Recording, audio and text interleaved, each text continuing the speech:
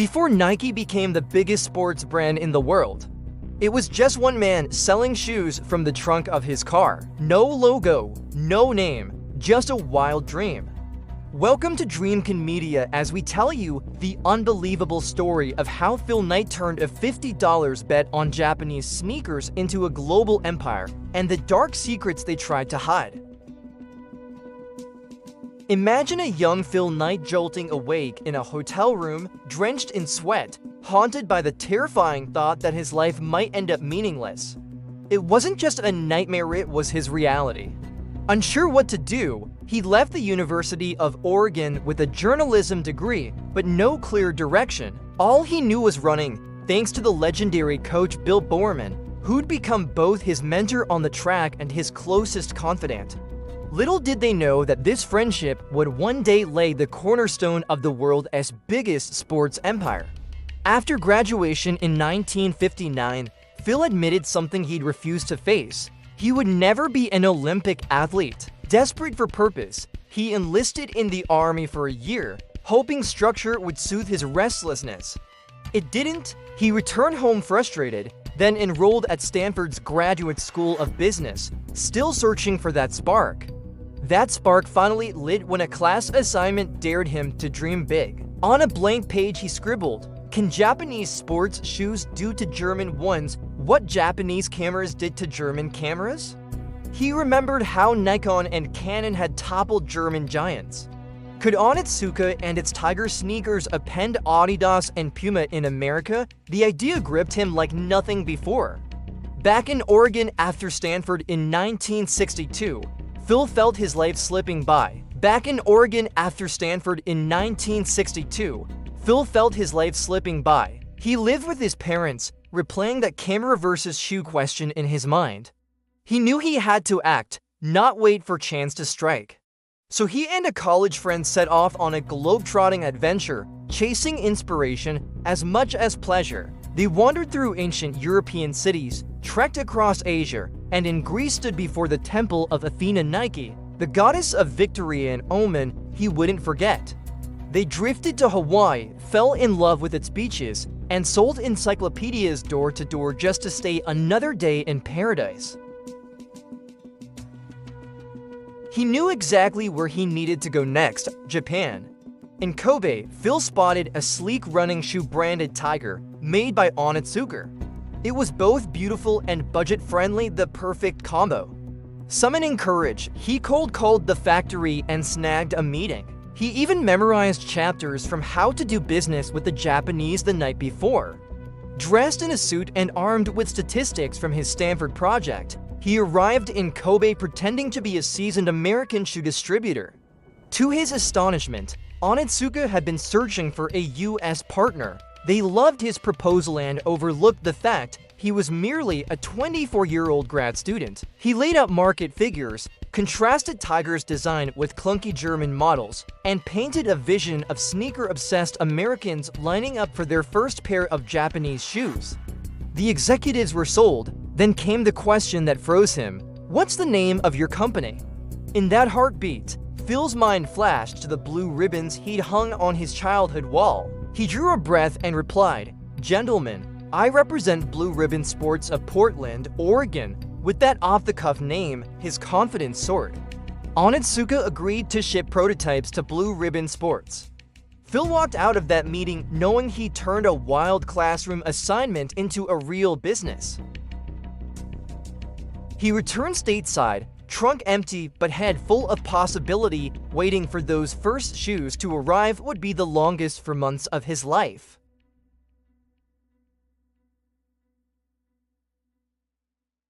Time kept slipping by and still no shoe samples arrived.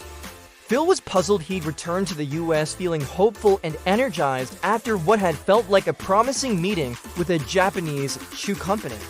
To clear up the mystery, he reached out to them, asking about the $50 worth of samples he'd been promised.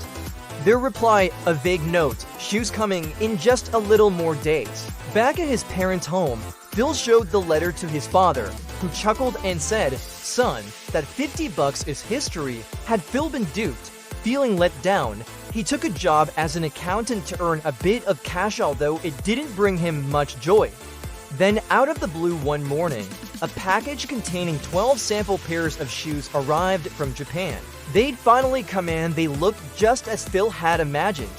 Overjoyed, he headed to his old running coach, Bill Boorman, to show off the shoes and hear his thoughts. Boorman was a legend in track circles, endlessly dedicated to refining athletic footwear. Back in college, Phil had seen Boorman dissect his students' shoes, adding padding, swapping materials, and sewing them back together to create better, lighter versions. Sometimes the changes made the shoes less comfortable, but more often than not, they improved performance. That's why Phil wanted Boorman's expert opinion. Surprisingly, Boorman liked the shoes so much, he offered to become Phil's business partner. It was a perfect match. Boorman had spent decades training runners, held impressive coaching records, and was obsessed with shoe design. So they founded Blue Ribbon Sports together, each contributing $500. With this capital, they placed an order for 300 pairs of shoes from Japan, each pair costing about $3.33. Phil also wrote to Onitsuka requesting the exclusive distribution rights for Tiger shoes in the western US, and they agreed. By April 1964, those 300 pairs had arrived, giving Phil a supplier, a partner, and plenty of shoes to sell. There was only one problem. He had nowhere to sell them.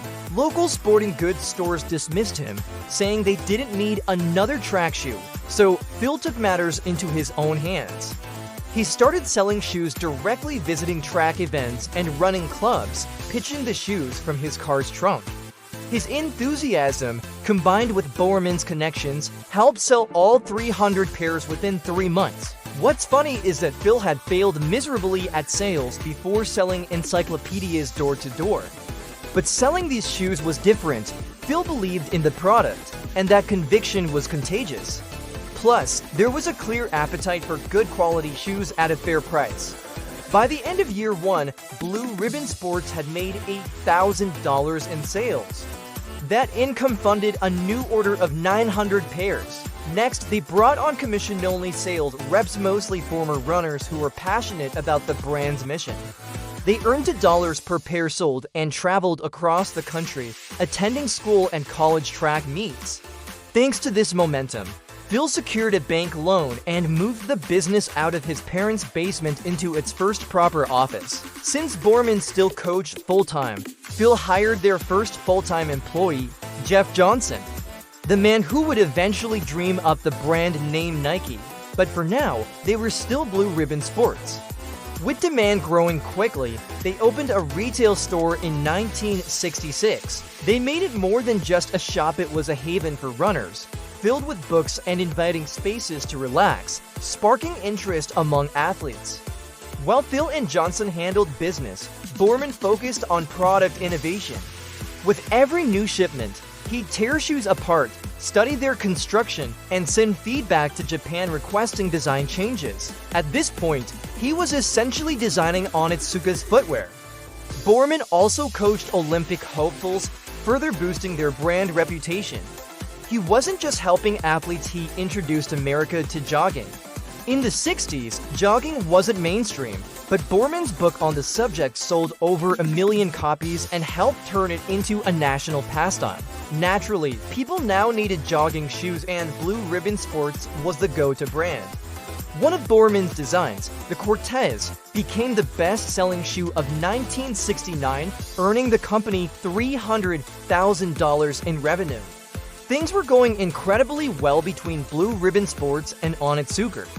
Their collaboration had benefited both sides. But behind the scenes, Onitsuka had a different plan, one that would catch Phil by surprise. Phil asked Onitsuka if Blue Ribbon Sports could be the exclusive distributor for Tiger shoes across all of America, not just the West like previously agreed. But they initially said no because they didn't think Phil's company was big or established enough to handle that, and they wanted someone with offices on the East Coast. On the spot, Phil immediately said, "But we do have offices on the East Coast." In reality, they didn't, but Onitsuka believed Phil. and was impressed that Blue Ribbon seemed like a much bigger company than they'd realized. So they struck a deal for Blue Ribbon to be the exclusive US partner for the Tiger brand shoes, and Phil ordered 20,000 more pairs. The executive from Onitsuka told him he'd de-ship them to Blue Ribbon's East Coast office, which of course, they didn't really have. So after the meeting, to try and raise money for these new offices, Phil sent out flyers advertising the chance for people to invest in Blue Ribbon Sports. They said it was a fast-growing shoe company looking to expand and people could buy shares. Then they sat back and waited for people to invest, but nobody at all responded. It was humiliating and also extremely worrying that nobody seemed to believe in the potential of their business, as nobody at all wanted to invest their money. The only money they did get was from the parents of one of Blue Ribbon's early employees, Bob Whittle. His parents knew the company desperately needed money and offered to put in $8,000, which was literally their entire life savings. It drained their balance to almost zero and put them in a very difficult financial situation, but they wanted to do what they could to give the company the best chance of survival. Phil didn't want to take their money, but the banks were refusing to loan him any more, and so he had no other real choice.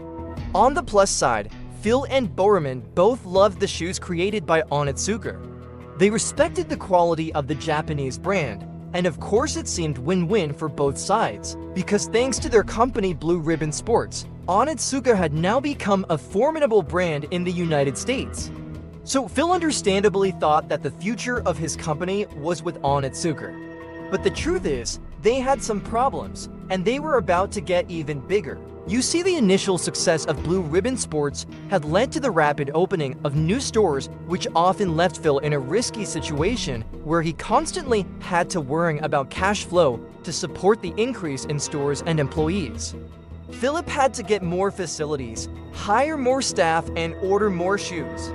The Cortez, for example, had quickly become the most popular shoes in America, and they were selling out faster than they could keep up with.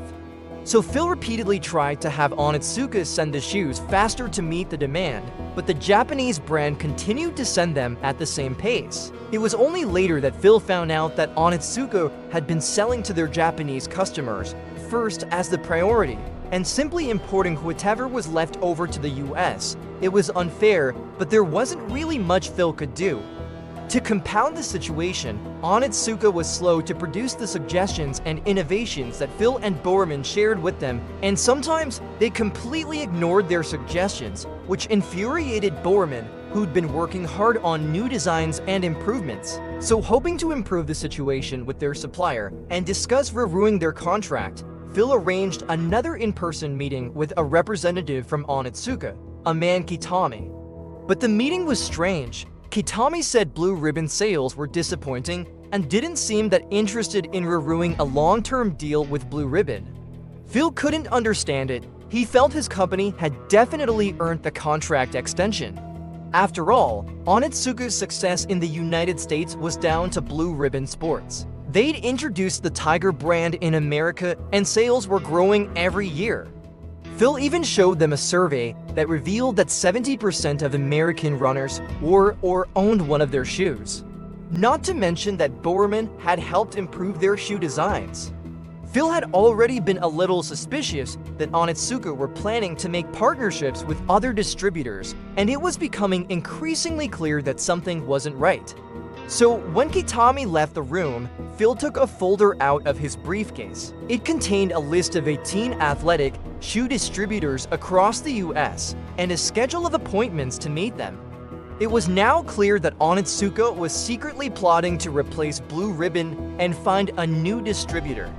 From their perspective now that they'd gained a significant foothold in the United States, thanks to Blue Ribbon's efforts, the Onitsuka executives decided that they needed to move on to more experienced distributors to expand and increase their revenue. Phil was outraged, but most of all, he was hurt. He confronted them about this and pointed out they still had a contract in place for at least another year. However, the Japanese brand then gave Phil an ultimatum. Either we buy 51% of Blue Ribbon Sports, or otherwise we make deals with other distribution partners. Phil Knight immediately rejected their offer to buy his company. He didn't want to sell, and he couldn't believe this was happening. But Phil knew there was really only one way forward now. If Onitsuka were going to start partnering with other American distributors, then it was time for war. It took a little while for Phil to get over the shock of everything that had gone down in the meeting. But when he did, he decided to strike back. Phil and Borman realized that losing the Onitsuka Tiger brand wasn't necessarily the end of the world. In fact, maybe this was an opportunity. They could be so much more than just a distributor. After all, the Cortez, Onitsuka's best-selling shoe, was Borman's design. So why couldn't Blue Ribbon just make their own shoes and sell them? Plus that way, they wouldn't have to keep waiting for shipments to arrive, and they could make as many shoes as they wanted. So the two co-founders gathered the whole team together and began working on creating their own original shoes, instead of selling Onitsuka's Tiger shoes. But first, they needed a new name. Phil initially wanted to call their new brand Dimension 6, but pretty much nobody else liked that name. And then Jeff Johnson, their first employee, said an idea had suddenly come to him in a dream the previous night. Let's call it Nike. Phil just looked at him blankly and said, "What?" "It's the Greek winged goddess of victory," Johnson explained. Phil thought back to the temple he'd visited whilst traveling. He had to admit, the connection to victory certainly made a lot of sense for a sports brand, but the truth was that Phil himself actually wasn't that keen on the name Nike at first. But the problem was, they were running out of time and had to decide on a name right now because they needed to start making plans for their new shoe brand as soon as possible. So left with few other options, Phil agreed to go with the name Nike. Next up, they needed a logo. So they recruited a graphic design student from a nearby university to create it, and she came up with the now iconic swoosh. She got paid just $35 for it. But now that the name and logo were sorted out, there was one more crucial thing they needed to do to really take the fight to Onitsuka. Phil needed a shoe manufacturer who could produce their new high-quality shoes at an affordable price. They already had the design they wanted to use for their first shoe with the Nike logo, which was basically a new version of the popular Cortez. But they had to find the right manufacturer to make it. And all the initial manufacturers they tested seemed to have quality control issues. At a company meeting, Phil told his employees, "Our partnership with Onitsuka is over, and we're completely on our own now. We have this new line we're working on which we're calling Nike, but there are big problems with the quality. We're trying to get it fixed, but we don't have much time, so there's no margin for error." Phil looked down the table at the employees in the meeting and realized everyone was slumped in their seats, looking defeated, as if losing their deal with Onitsuka meant the end of Blue Ribbon Sports. Phil realized he needed to inspire his team, and so he pivoted his speech and said, "So, in other words, this is the moment we've been waiting for." Everyone around the table looked up, and Phil continued, "No more selling someone else's brand. Onitsuka has been holding us down for years. Their late deliveries, their mixed-up orders, their refusal to hear and implement our design ideas. Let's not look at this as a crisis. Let's look at this as our liberation." As Phil stopped speaking, he could sense a wave of relief around the table. The mood had changed after Phil's speech, and the employees felt that maybe, just maybe, this wasn't the end of the company at all. They got to work on how they could make this new Nike brand successful and how they could partner with the right manufacturers. Although Phil made sure he didn't make the same mistake he'd made with Onitsuka. Instead of relying on a single manufacturer, Phil Knight built a network of production partners, granting Nike full control over its supply chain. But Onitsuka wasn't done with Blue Ribbon Sports. They filed a lawsuit arguing that by launching the Nike brand, Blue Ribbon had violated their contract to exclusively sell Tiger shoes. Phil countered with his own lawsuit, claiming that Onitsuka had broken their agreement first by seeking other distribution partners. Eventually, both sides reached a settlement and parted ways. In 1971, Blue Ribbon Sports officially became Nike, and the company had already surpassed $1 million in annual sales. The timing was perfect. Nike was ready to take off. Their presence at the 1972 Olympics gave them global exposure, and by 1976 revenue had jumped to $14 million. Just a year later, sales doubled to $28 million. Phil continued reinvesting every cent into Nike's expansion, opening new factories and pushing hard into the market.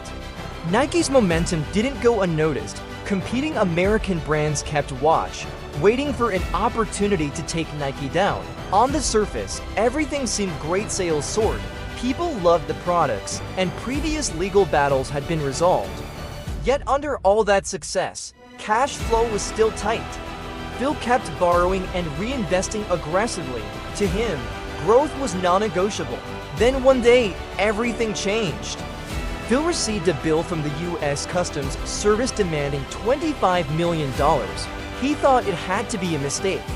But after digging deeper, the truth emerged. Nike's rivals, including Converse and Keds, had quietly lobbied the government to impose a decades-old trade rule called the American Selling Price, as was designed to protect domestic producers. It stated that if a similar product existed in the U.S., importers had to pay a duty equal to 20% of its price.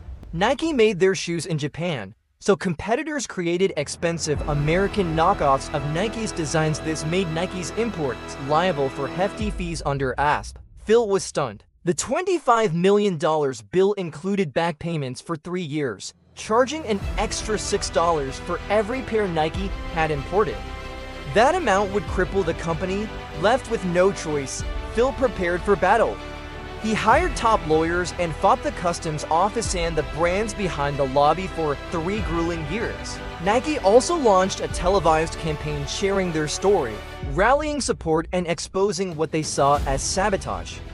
Their resistance paid off. The final settlement reduced the bill to $9 million. Although still steep, it was manageable. The next milestone came in 1980 when Nike went public. This solved their cash problems and turbocharged their growth. Phil, who owned 46% of the company, became a multimillionaire overnight. But beyond his own success, one moment stood out. Early in Nike's journey, the parents of employee Bob Woodell had invested their life savings $8,000 to help the fledgling business survive. Phil had given them shares in return. When Nike went public, that humble investment had blossomed into $1.6 million. The couple was stunned and Phil was overjoyed to deliver the news. From that point on, Nike kept rising. They became the first American shoemaker to do business in China, partnered with new factories, and expanded into clothing. Apparel gave them leverage in athlete endorsements, allowing them to offer more than just shoes. Celebrity partnerships were transformative. Nike backed Tiger Woods and LeBron James early in their careers, gaining massive visibility as both athletes became icons. By 1986, Nike had overtaken Converse to become America's top sports brand. It looked like a story of pure triumph, but behind the logo, a darker truth loomed. In 1991, labor activist Jeffrey Bollinger released a report that shook Nike's image. His video, Behind the Swoosh, alleged that Nike relied on child labor and exploited workers in impoverished countries. It described people living in unsanitary slums, working in hazardous factories, and earning just $1.25 a day. They lacked basic amenities and were denied access to water or restrooms. A decade later, a BBC documentary investigated a Cambodian factory used by Nike, where 6 girls reported working 7 days a week for 16 hours daily. Outrage spread, protests erupted worldwide. Universities cut ties, and Nike's stock dropped by 15%. Phil Knight, once seen as the visionary leader of a heroic company, now found himself under fire. This was a new kind of challenge, one that required accountability. Phil publicly pledged to improve labor conditions, and Nike spent the next decade rebuilding its reputation. Truthfully, Nike's early success had always depended on sourcing affordable labor overseas to remain competitive. That strategy had propelled their rise, but it also sparked a reckoning, one that forced the company to examine its practices and face the consequences. Nike made genuine efforts to improve working conditions for overseas laborers, and some human rights advocates acknowledged progress. But despite reforms, controversy never fully disappeared. In 2005, Nike's own report revealed that nearly half its factories still had serious issues. Employees were clocking 60-hour weeks, earning below minimum wage, and being denied access to toilets and clean drinking water. Then in December 2021, Nike came under fire again. The European Center for Constitutional and Human Rights filed a criminal complaint against Nike and several other brands, accusing them of profiting from forced labor in China. Phil Knight responded by clarifying that these factories weren't owned by Nike, they were shared facilities rented by various companies. While this explanation adds nuance, it doesn't absolve Nike. And Phil admitted that pointing fingers solely at Nike misses the wider truth. Many global companies rely on outsourced labor, often in places with troubling working conditions. The reality is, if you dig deep enough into almost any major corporation, you'll likely uncover uncomfortable truths.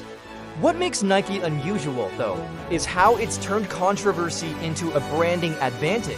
Dream Crazy campaign in 2018, Nike launched the Dream Crazy ad campaign fronted by former NFL quarterback Colin Kaepernick.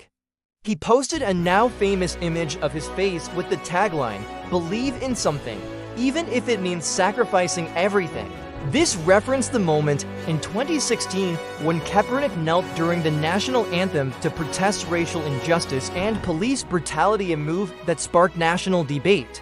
His partnership with Nike was explosive. The company's stock initially dropped by 2.5%, and people across America destroyed their Nike gear in protest. Then came the reversal. Supporters of Kaepernick's cause rallied behind Nike, buying products as a show of solidarity. The campaign shattered expectations, added $6 billion to Nike's brand value, brought in $163 million in earned media, boosted sales by 31%, earned Nike its first Emmy since 2000 for outstanding commercial controversy as a strategy. This wasn't Nike's first venture into hot-button topics. Back in 1988, they launched their original Just Do It campaign featuring an 80-year-old marathon runner tackling ageism head-on. In 1995, Nike spotlighted a runner living with HIV in another ad. Why such bold choices? Nike's marketing team is known for strategic risk-taking. They carefully weigh backlash versus impact, and in these cases, the payoff proved worth it. While many factors influence sales, their provocative advertising clearly plays a huge role. From 1988 to 1998 alone, Nike's revenue exploded from $800 million to $9.2 billion. After 40 years at the helm, Phil Knight stepped down. His journey from a curious young entrepreneur venturing to Japan with an ambitious idea to the founder of the world's most iconic sports brand is nothing short of extraordinary. But what about you? What's your crazy idea? Because if there's one thing Phil Knight's story teaches us, it's this: the timing will never be perfect. Sometimes you've just got to take the leap and figure it out on the way down, or in the words of Nike, just do it. If this story inspired you, make sure to like the video, share it with someone chasing their dream, and subscribe for more deep dives like this. Thanks for watching. Cheers!